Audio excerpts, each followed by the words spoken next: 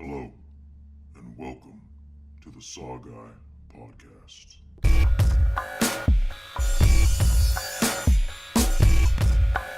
Like scary movies. What's your favorite scary movie? Here's Johnny. We'll tear your soul apart. The boogeyman is real, and you found him. Game over, man. Game over. What do you want? I want to hear you scream. Drop the prime time, bitch. Welcome to the SaWGuy podcast. As always, I'm the SaWGuy, bringing you episode 11. I'm sure you noticed, gotta go with the theme right here, put on my little bandana. Kind of look pretty cool with this one, but it's a one and done deal. But anyways, I'm doing episode 11 on gangster horror, and I'm excited as fuck for this one. Now, why am I excited? Because I've done my research, and I looked all around, and no other podcast, no other horror movie themed show does gangster horror. Now, why do they not do gangster horror? I don't know. Like, your guess is as good as mine. But, I mean, you see people talk about Tales from the Hood, Leprechaun in the Hood 1 and 2. They'll talk a little bit about it, but not a whole lot. But this episode is dedicated to all gangster horror. Now, why did I choose gangster horror? I'm going to tell you right now. Because gangster horror, basically, there's a lot of films that, if you think about it, they can all fit into gangster horror, which is actually pretty cool. We know the obvious ones, Tales from the Hood, Leprechaun, but a lot of people forget about Bones because, that was the one that Snoop Dogg did, and then he also did Hood of Horror, which is also like the secret film of the first original 8 Films to Die For, that when that came out back in 06. But also, too, a lot of people forget about Death Sentence. So if you guys seen my teasers that I had on there with Kevin Bacon holding a gun, and everyone's been asking, what kind of movie is that? What movie was that one? That's Death Sentence. That was the one that James Wan had did from Saw. That was his fourth film that he did. Just because he was doing Saw 1 and 2, and then they filmed 3, then he went to do Dead Silence, and he did to do Death Sentence. But Death Sentence, that was another good classic one. Another one that people forget about is Old Boy. I mean, I won't get into too much on that one, because I talked about Old Boy on the foreign horror, because it's a foreign horror film. And then also, too, when you think about it, there's also Purge, Oh, look, there goes my mask. Well, shit, easier. Friggin' hot wearing it, but oh well. But Purge is also in there, too, But let's get down to the meats and potatoes on this, because a lot of people have been asking me, what the hell do you mean by gangster horror? I'm going to tell you right now. SaWGuy doesn't forget about this. When gangster horror films came out, like Tales from the Hood and Leprechaun, all this stuff was going on, and you had to live at that time in the early 90s when rap was getting big, Rap was getting up there because of the fact of that's when you had all the social issues going on, and then NWA was this big thing, gangster rap grew up, and it's just, Hollywood wanted to cash in on it. Bottom line, that's what it was. But when they did that, they did really good when they did Tales from the Hood. Because Tales from the Hood, in my opinion, and probably a lot of your guys's, it was the first social horror film out there. Everyone's trying to say, oh, Get Out was the first one. No. It was Tales from the Hood. And what I loved about Tales from the Hood was that it borrowed that same concept that Trick or Treat used. What Trick or Treat did is that they had like 5 different stories going on at once, and then it explained everything, Tales from the Hood was similar like that, but it had a meaning to it, So, real quick, I'll go into some of those movies like I always do. But from Tales of the Hood, it starts off with these 3 gangster kids, 3 hoodlums, whatever you want to call them. They were trying to go and get a drug deal going on with this guy who runs a mortuary. He goes in there and basically like, oh, okay, we'll make the deal, but first let me tell you some stories as I go and get it. And then he starts talking about different social issues and stuff. The first one was just like, whoa, I was surprised they did it because that was... The first story was about the police brutality. The police, they beat up a man of color just because of the fact of who he was. They were crooked cops, basically. And when he tried, that good cop didn't stood up for him. And then basically, he just kind of went crazy with everything. And then the whole story goes with that one is that he ends up killing the guys later on. And, it just had this weird Twilight Zone feel to that first story. But that first one was just like, whoa, why the hell they do that, But it was right after the Rodney King thing had happened, and that was a lot of heat down there, you know, especially in Southern California. I'm from Cali, so I remember all that when I was a kid, like, oh shit, you know. But then they did some other random stories with it too. You know, they did because they were basically talking about police brutality, racism, you know, all the stuff that I would consider social horror. And the reason why I say they're social horror is because, you know, it's a sense of horror that you're afraid of, a sense of fear, you know. Some people, they're not afraid of scary things, but they're afraid of, like, the real shit, you know, police brutality. They're probably afraid of, you know, how racism involves and changes things, and, you know, it's a different genre of horror. And that's why I was so excited to do this, because I was like, what the hell? No one's done this. No one's done social horror or gangster horror. I call it gangster horror because it has to do with a lot of, you know, gang affiliation, things like that. And, of course, you're going to have your weed jokes and your drug jokes and all that shit. You know, what horror movie wouldn't be complete if it had some crude humor into it, right? You know? But, anyways, back to Tales from the Hood. Tales from the Hood was really good because it tied in all these different stories. And then the twist at the end was just like, okay, well, before I give you the drug deal, let's go over here and you can check out these 3 different coffins.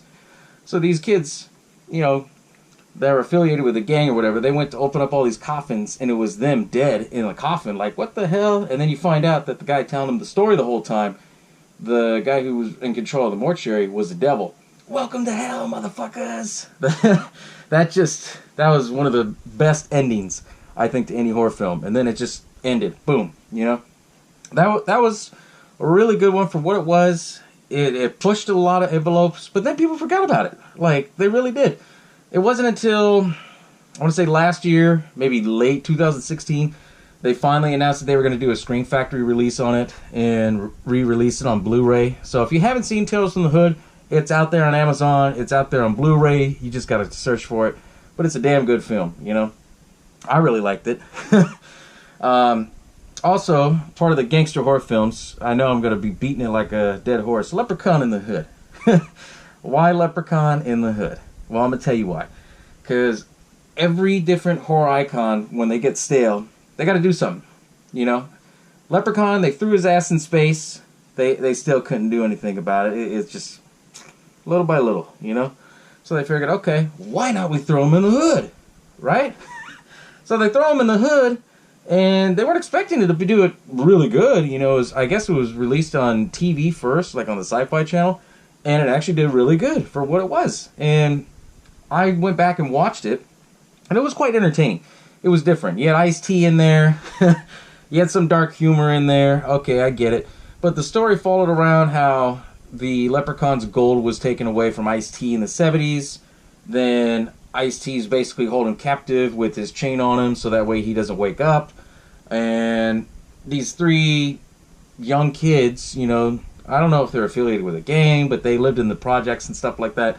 They basically, what they were trying to do was become rappers, right? And the only way they could become rappers was try to kiss, you know, Ice-T's ass. Because Ice-T, he basically stole this flute, this magic flute. He blew on it, and then everybody would listen to him.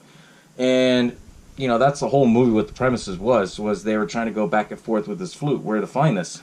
Well, anyways, Ice-T pissed off these kids. They go back to his house, rob him. They steal the necklace off the Leprechaun, and then you had the whole Leprechaun in the Hood series started. So, basically, they're trying to run from Ice-T. Leprechaun's trying to chase after him. Eventually, Leprechaun, he, you know, kills one of the kids. Then they try to go after the Leprechaun. And what I thought was interesting, had more of a gangster twist to it, was that they were going to try and knock out the Leprechaun because you have to use a 4-leaf clover. They gave him a joint rolled up with 4-leaf clovers, and it shows that he just, like, knocked out, you know? And then the whole story goes that Ice-T gets involved, he gets killed, and then, you know, the ending gets kind of dumb because the one guy that was, well, the one kid that was alive, he becomes famous, and then they even, you know, have like a Leprechaun song, Leppy in the Hood, ain't no good, and yeah, it was different, you know. The second one I actually liked, Leprechaun Back to the Hood. It was pretty cool. They gave him more of like a demonic, sinister look. He was just basically protecting his gold, and it was kind of the similar story as the first one. It's just, it took place in the hood. And I like that premise, is to do it in the hood. Now, why do I say I like that? Is because, you know, you build up so many opportunities. I mean, granted, you build up the story of about, like, okay, we know this individual looks shady. They might steal money, or they might steal his gold. And, you know, or like, this gang's going to come after him and do this and do that. And, you know, they have a big posse. And it's, it's a different genre, but it's entertaining. It really is. Out of all those 3 films alone, I was just blown away, because not too many podcast shows, not even horror movie shows, they talk about this, you know? But then I started thinking, like, okay, well, I don't want to do just 3 films on here, you know? SaWGuy, he doesn't forget shit. So I had to go and dig my research. And the other ones I was thinking about, we were talking about, were Bones, which I'll brush real quickly. You know, Bones was basically a story of, you know, Snoop Dogg. He was living in an area that later on becomes a hood. He basically was like a gang leader, kind of. And he had everything that he wanted, had owned the streets or whatever. People got jealous. They killed him. They thought they killed him. He comes back as a dog, you know, as Snoop Dogg. And he kills people little by little. Then he comes back. And then he goes on a rampage killing people. And then eventually he dies off. And his spirit lives on in another dog. Yeah. That's why it didn't do too well. Hood of Horror was actually pretty good. That came out in 2006. Snoop Dogg did that one, and he also hosted it. But basically, the whole premise on that one was like Tales from the Hood Part 2, kind of. It was like a secret sequel, but it was an actual secret film for the 8 Films to Die For at the festival. After the 8 films were played, then they're like, wait a minute, we got one secret one left, and then they played that one. And that one was actually interesting because, yeah, Danny Trejo and a few other people, and basically the whole story follows Snoop Dogg. He goes to hell, and then, you know, I think it was somebody tells Snoop Dogg's the story, and so it goes into like different stories. Like one of the stories was like this chick had the power because she was a tagger. She basically had the power to go over and re-tag over somebody's work, and she had the power to kill him if she wanted to. Like, that was the premise of the story, but she went drunk with power. And so the whole movie is basically about like, okay, you gotta have the power, but not to use it. So I mean, it had a lot of social economic issues with that. Social economic horror is what I meant to say, you know? And it was actually pretty cool how they did that little twist. Obviously, it didn't do too good, because, you know, with people, they don't give a lot of love to gangster horror films, but there's been a lot of them. Like, you know, I'm gonna tell you, I remember in the 90s when it got big, Tales from the Hood came out, and then you had a lot of these random straight-to-video DVD shit that came out. Even now, you'll still see it. Whatever shit that isn't good that's on Netflix or on Hulu, 9 times out of 10, it has, like, gangster horror tied to it. You know, it's like a gangster horror thing. Like, it really is. A lot of people are like, what the hell are you talking about? Trust me. I've seen a lot of stuff on Hulu and Netflix, and I'm just like, Some is good. Don't get me wrong. Some is good. Not all of it, though. But anyways, you know, I wanted to bring this episode up, too, because I know a lot of people, they're getting excited about Get Out and that movie and how successful it was. And I've been getting a lot of messages. Everyone's telling me, well, what'd you think of Get Out? I like Get Out now that I finally saw it, but it's just, it's not up to par as Tales from the Hood. And the reason why I think Tales from the Hood's always up there is because it pushed the envelope for a lot of things, you know? But, I'll get back to that in a second. But anyways, I want to continue a few more movies real quick. The Purge, I said, is part of a gangster horror film. It's considered action horror, but I say gangster, because if you look at it this way, one gang, one group of people are trying to chase after another group of people. And in between that whole chase, a lot of people are getting killed. A lot of people are getting backstabbed and things like that, you know, as far as, like, they're being lied to and all that. And, you know, it's basically one gang chasing after another gang, so it's kind of a gangster horror film, you know? I mean, that's how I would word it. I mean, let me know what you guys think in the comments below. I know I'm not crazy. I mean, that's basically the premises, and they just stretched it out into 4 films. I think, yeah, 4 films now, where they're filming the 4th one.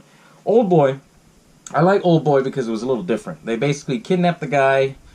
They fucked with him for a few years. They let him go, and he was basically chasing after all these gangs that had tortured him, that had fucked with him. Then he was trying to find out if this gang really killed his daughter. Then you find out the twist at the end that his daughter was with him the whole time, and they kind of screwed around, and then it just like messed with him, and he just, yeah, it was an odd movie, just because it's a foreign film. It's a little different, Foreign films are a little different from our takes, but tune into Foreign Horror back. I think it was episode 8, so you get my take on that. But another one that I wanted to touch basis on real quick was Death Sentence. Now, why Death Sentence? Because it's basically a remake of Death Wish 3. And the remake of Death Wish just came out. Some people like it, some people didn't. I liked it, But with Death Wish, or Death Sentence, being a remake of Death Wish 3, it basically followed this guy had a perfect life, and it followed this gang who was trying to initiate, some kid, which was the leader's brother, his baby brother. And they were just two people that crossed paths, and the gang leader's brother killed Kevin Bacon's son, and basically Kevin Bacon just went crazy, And so they were kind of tying in that whole story of like, okay, what can Kevin Bacon do? What is he going to do? What is he going to do? Well, I'll tell you what Kevin Bacon does. In his suit, he goes to the gang's lair and kills the kid who killed his son, right? Nobody knows who it is. They basically figured out that it's Kevin Bacon, and they start fucking with Kevin Bacon. They start going to his work. They start chasing him in the parking lot. And basically, they finally talked to each other over the phone. He found out his number, so he called him. And basically, he says, okay, well, I'm going to come after you as long as you tell me, like, why the hell did you do that? Kevin Bacon snapped and said, well, you know what? I killed that guy, your friend, blah, blah, blah, blah, blah. The gang leader was just like, no, you didn't kill my friend. You killed my brother. So you and your family have a whole death sentence. So the whole story goes is that the gang comes in, breaks into his house. They kill Kevin Bacon's family. Kevin Bacon, he gets shot in the head, just grazed. And then Kevin Bacon just snaps, and he turns into this badass. So basically, he leaves the hospital, gets all his shit, and he goes to the bank, pulls all the money out. Then he goes from like different bars where the gangs are associated with, finds out where the head guy who controls the gang, buys guns from him, and then he goes on the hunt to kill these gang members one by one. And I guess you can classify it as an action film.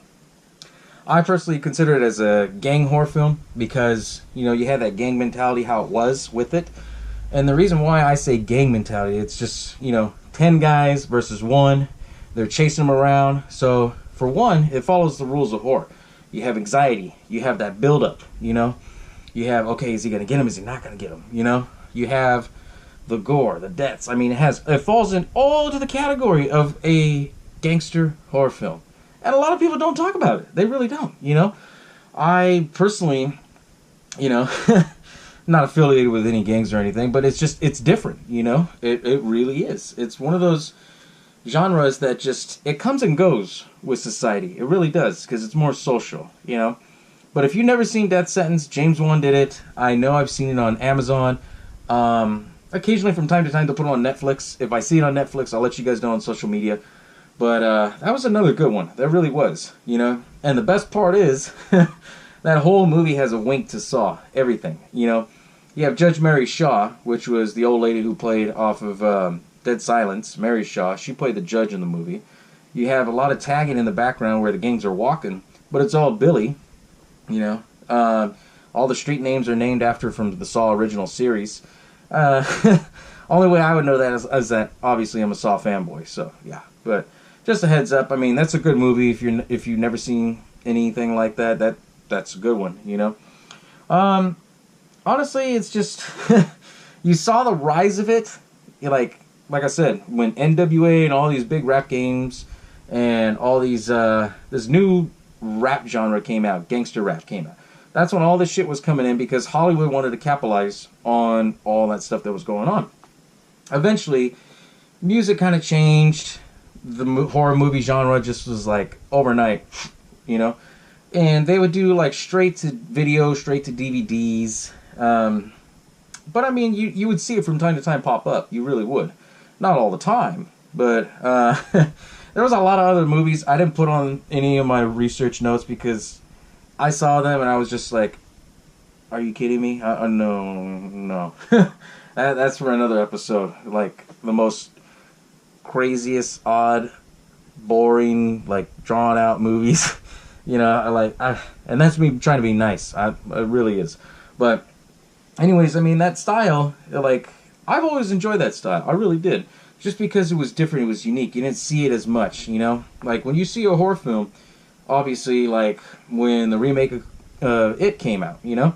You started seeing a bunch of other killer clown stuff coming out, you know? Or, like, when The Conjuring came out, everything was all about spirits. You know what I'm saying? Like, everybody was all copying that. But nobody was really copying the gangster horror film, like, style. They really weren't. You go back and look at it. Like, I did my research on IMDb, like, try to look it up, Google, and you had a few, but they had a lot of time gaps, like at least 3-4 years difference between these movies. But Tales from the Hood still holds up to this day, because if you were to watch Tales from the Hood, you would still trip out. I hadn't seen it in a while, and when I saw it, I was like, holy shit, I forgot. David Alan Grier from In Living Color, he plays a comedian. He played an abusive father in one of the skits, and basically this kid, he had like telekinesis power where whatever he drew, he can crumple up and then, you know, break him up like a voodoo person, like a voodoo doll. Well, he drew a picture of David Alan Grier, and it showed that he was just crumpling him up, and then it showed like he was all crumpling in, and I was like, holy shit, this is this is different. This is odd. Like, you never see stuff like that. But, you know, it also, too, what I believe, it opens the doors for stuff like that. It, like, say, for instance, like Trick or Treat. Trick or Treat was famous, and to me, I think it was always good because he had like 10 different stories going on Halloween night, right? Same thing with Tales from the Hood, but except instead of doing like 10 different stories, you have like 3 stories explained to kids about like, hey, you fucked up, hey, you did this, you should have known what's right from wrong. And it had a point to it. It really did. Other movies did too. Like, I would go as far as say like Death Sentence. It just, to me, like that one, it was more action-packed, kind of in ways. But there was times in the movie that when you would watch, you're like, why the hell did he do that? You know, because there was a scene right in the beginning that Kevin Bacon knew who it was, but he basically lied to the cops and said, no, I don't recognize him. And the kid got out scot-free. But then you find out later on it's because he wanted to do an eye for an eye. Okay, I get that. I could see, you know. But this style is unique to me because you tie in a gang mentality. You tie in gangsters. You tie in a group of people chasing after one person or another group of people. But then it builds up a different level of horror, like anxiety, you know. And anxiety to me is a bitch. You know, I'm going to tell you that right now. When you're sitting there, you're watching a movie, okay, are they going to get it? No. Okay, he's safe. You know, then all of a sudden another gang member pops out and kills that guy. Whoa, what the fuck happened? You know, like that anxiety build up right there. Like, it's good storytelling. It really is. That's why I like that style. If I'm wrong, y'all let me know what you think on the comments below, because I'm anxious to hear what you guys think. You know, because I get a lot of shit already because everyone's like, what are you talking about? Gangster horror. What? You know, that's only Tales from the Hood. Yeah, I know. But as I said before, you don't see it very often. It's not as mainstream. I mean, you'll see it from Redbox. You'll see it on Netflix, Hulu. Not so much on Shudder or the other sites. I mean, I have that, but it's just only from Tales in the Hood. Maybe Death Sentence, you know, one of those. But Purge, like I said, I consider that because the whole premises is following different groups of people moving all around. And the thing that I like about this, too, is that the very few that came out, they've become iconic. They really have, you know. If you talk to anybody from the mid-90s, when all that shit went down about the whole social issues with Rodney King and stuff like that, and police brutality, and then you had this whole everybody against everybody mentality. If you live that, if you're part of my generation, you know that movie right there, it still holds up today. I mean, look at the shit we're going through right now in the world, in society. That's some scary shit, you know? But at the same time, Tales from the Hood really pushed the envelope because you don't see any movies that push that envelope with it too much, you know?